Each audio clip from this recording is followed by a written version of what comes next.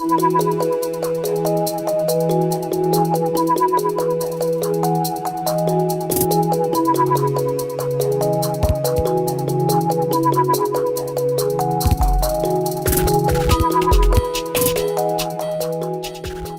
cool thing about something that seems so simple is, it can be so transformative and life-changing. And I think sometimes the most simple things Yeah. are, it's not what's complicated, because if it's complicated, it probably comes from our brains, our thought, instead of our hearts. The simplest things are simple, and love, it's like, so how cool is that? I always say, do you listen to the stories from your head or your heart? Yeah. And I just heard this great quote today that was, it's like, what was it? The first decision you make, or you're one decision away. This is it. You're one decision away from changing your life. One decision away from changing your life. And here's something with the do what you love. When you think about that, just taking that one day at a time, right? Just doing something that you love for one day, whether it's 5 minutes or 15 minutes or all day, you're going to start stepping into that mode, that energy that you're putting into it. I mean, it really is going to be life-changing. And what we talked about before was the power of being and doing something that you're really loving, is that you're fully present. You're not looking at the outcome or how it's going to look to somebody else, or if you're measuring up. It's simply like it comes from your heart, from what you love. It doesn't matter what anybody else thinks, and it's something that brings you joy. Yeah, that's huge. Brings you joy, your present moment, and you're in the zone. It could be as something as we've talked about on another video you might have caught about just self-love, like loving your eyes, loving your legs that get you to where you need to be to pick up your kids or to run or to go to work, wherever that is. But yeah, it's so important. So thinking about that, when you just think about a challenge, just know that it's keeping you somewhat accountable. And that part of the other thing I love about it, Kathleen, is that knowing that other people are doing this too. So like we all have each other's back, and the energy it creates. We're creating a field, and we can inspire each other. You see someone doing something, you're like, wow, I used to love to do that when I was a child. I'm going to do that. And so we have the opportunity to inspire each other. Yeah. So I have a question for you. Oh, she's got a question. All right. So, Elisa, what are some of the things that really light up your heart and your life and really make you come from that place of love? Well, it's a great question, like what lights up my heart, because I think that was one of the key parts of doing this in the first place. So Kathleen and I have already been experimenting with, see Jane do what you love. So every day we've been posting something, capturing it of that experience. And I realized that I was at a point about, I would say even as short as like 3 to 4 months ago, where I was just go, right? And my purpose and my calling had been such a big part of my life for the last couple of years that I felt like it consumed me in some ways. Right. And I realized I wasn't really showing up at a whole level, like all myself, to take care of myself or connecting with higher source or spiritual or whatever we call that. And I was like, oh my gosh, what would my life look like if I really, really was doing what I loved every day? And I love what I do with See Jane Do, but I also realized there were other parts of me that weren't showing up whole self into that. Mm-hmm. And so in doing this, just even the last month, I realized the things that light me up are ones that allow me to be present and be in the zone. And I realized hanging out with my kids sometimes. I mean, I love my kids. Hanging out with them with ease, right? Like when we're on vacation or we went to Hawaii and we were surfing and, doing something new for the first time, being outside in nature. Oh my gosh, if you're in a fight with your partner, if you've had a really hard day, for me, what lights up my life is I'll go on a walk. I'll go sit next to the Yuba River. And it just kind of washes that away, or recalibrates the story I'd been creating in my head. Yeah, I realized when I started doing this, and if I was telling Kathleen, I'm like, oh, it was so easy. And then I started seeing these patterns. But here's the big aha for me is I started seeing patterns showing up of it's time with my family, time outside, whether it was on a walk or at the beach or in nature, networking with people and connecting people, doing the radio show. I began to see patterns that showed up because I'd been documenting this for 30 days. And I was like, oh my gosh, that's what lights up my life. That is what I need to be giving attention to, or at least in everything that I do is that I'm mindful of that. Whether that's like something useful I can have in my back pocket, saying, oh, okay, I need to go take a walk, right? It's like a resource. Or it's just saying I need to incorporate that into everything that I'm doing now. That's beautiful. And what I hear you saying is that some things that you did just automatically, all of a sudden you realize the ones that really made you happy and lit you up. And so there came a consciousness out of that, of being aware of what you were doing and then choosing the ones that you really love to do. I mean, I'm really answering your question too. I think anything that allows me to express myself wholeheartedly and authentically, right? To shine with, we were all born with talents and gifts and strengths. Like each of us, like each of ours are so unique to ourselves and to you. And so when I'm operating through that place of that, that's when I feel like I shine. And that's when I'm like, time just, you know what that's like, and time just zooms by. And we make up reasons all the time in growing up thinking that experience is something that is attainable in a year from now, right? Or like next month when I go on vacation, I'm going to experience that. But like part of this for Kathleen and I was like, but how can we experience this right now and like today? Right? Like why are we waiting?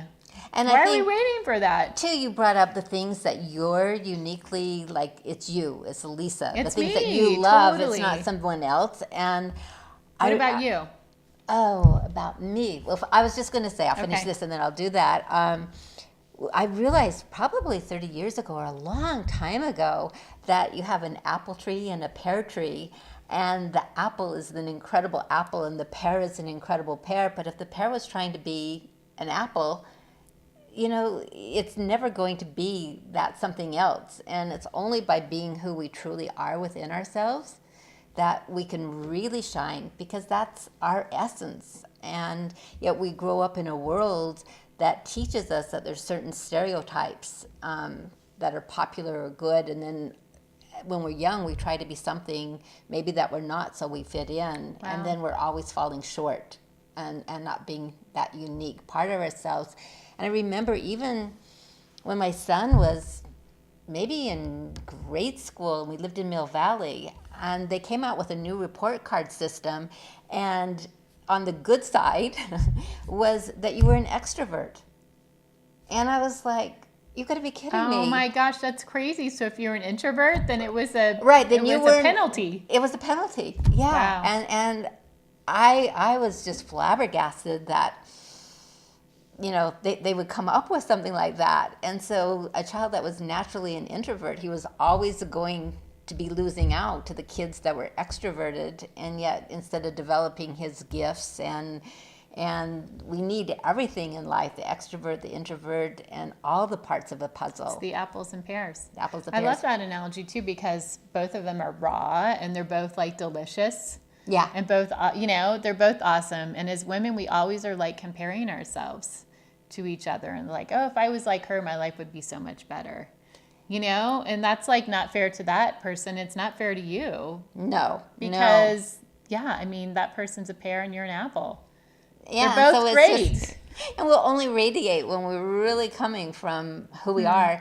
And only by coming from fully who we are will the people that can resonate that with that see us for who we are. If we're pretending, then people aren't going to like us for that unique part of who we are, and so we'll never ever feel seen. And it's only by stepping out of the box and being willing to be whatever it is that we are, that the people that are like that will find us. And then we have that camaraderie and that place of really seeing each other.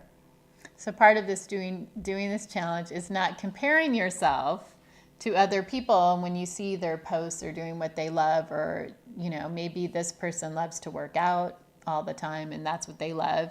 And you're thinking, well, that's what I'm supposed to be doing to love, or I'm not working out, so I'm going to beat myself up. I mean, like, number one, it's not comparing yourself. Right. Right. And number two, that it's going to be so different for everybody. Like, one person, if it was me, I would love to be singing. I would love to be out there or on the stage. And that, like, the poor introvert on the card at your son's school, that's terrible. I know. That's so awful. But I mean, that might not be what they would love. Right. You know, so like, that's a big thing. Just finding out what you really, really find out love. what you love, and don't compare yourself to anybody, but just experience the joy of that. And recently at Pioneers, I was listening to someone give a talk, and I loved it. They were talking about how the old paradigm, they used a model of chess, and it's about knocking other people off the board, getting them out of the way, and it's down to like there's one survivor, one, you know, piece that is the winner. And yet the new paradigm that we're living in is really about like being like a jigsaw puzzle, that every single one of us, we're part of that puzzle. And if we don't show up fully who we are, we're not shining those radiant colors that make that tapestry, that puzzle.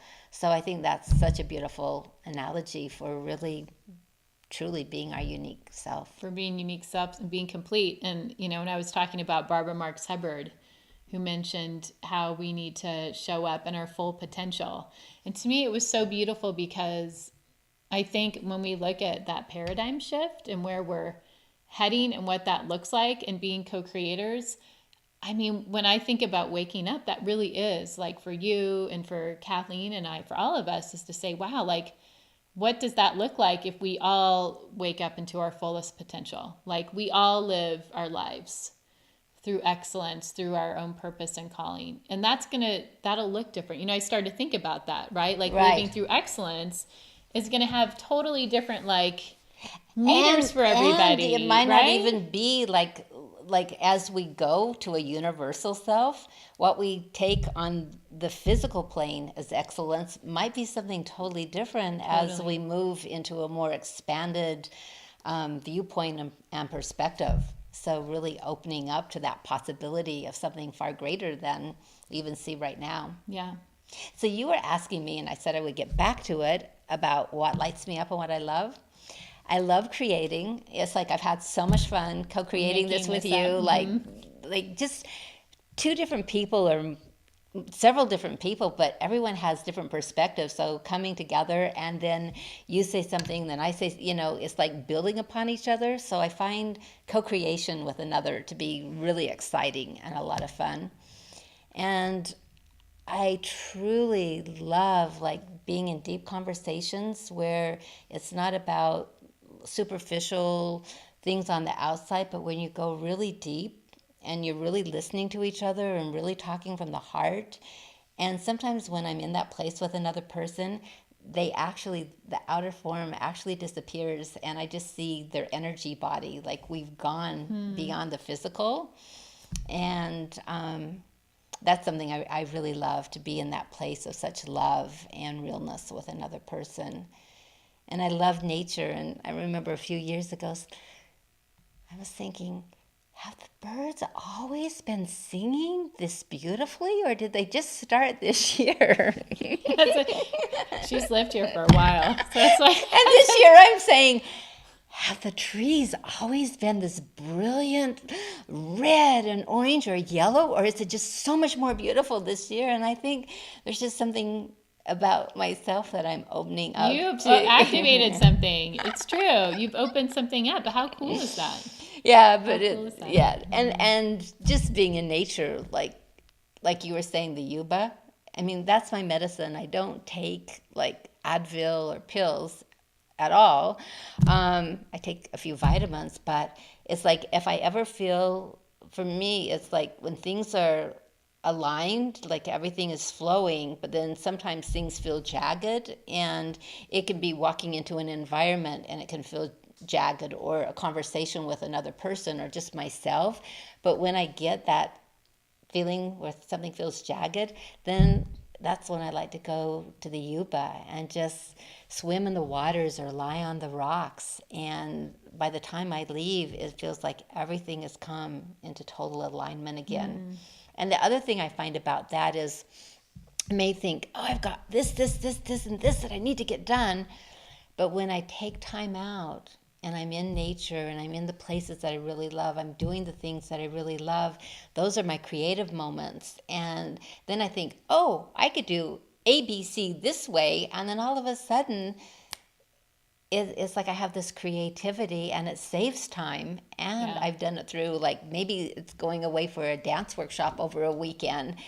And I'm so lit up and everything is so clear. I'm so focused that everything falls into place. Instead of having to stay home and have my nose to the grindstone and be really focused and drink, I know, another cup of coffee. and we do that too, because in some ways it's been embedded in our beliefs that there's like, this is how you do things. This is how you get things done. This is how the American dream, this is how we've succeeded, or whatever the illusions are around that. We have our own beliefs around that's how things have always been and that's how they will always be. But we've also seen proof now that that's not always the case. You know, it's making what seems impossible possible. And we've seen that, like when you look at like the civil rights movement, for example, or you know, of interracial marriages, for example. I mean, there's so many things we can look at now that in the past they would have been like, oh, that's not even possible. So it's so Right. fun, like to even just to make this up with Kathleen, or just there is so much potential in you and so many possibilities. And you know, it's up to us to like Right. make that up. We're making the new dream. We're recreating the new All dream. of us, you, me, everyone, all of us, we're all making that new dream, and remembering that everything in love expands, and it's in fear and hatred and those kind of places that things contract. So when we're doing the things that we love, we're really creating an expansion in our life, in our hearts, in everything.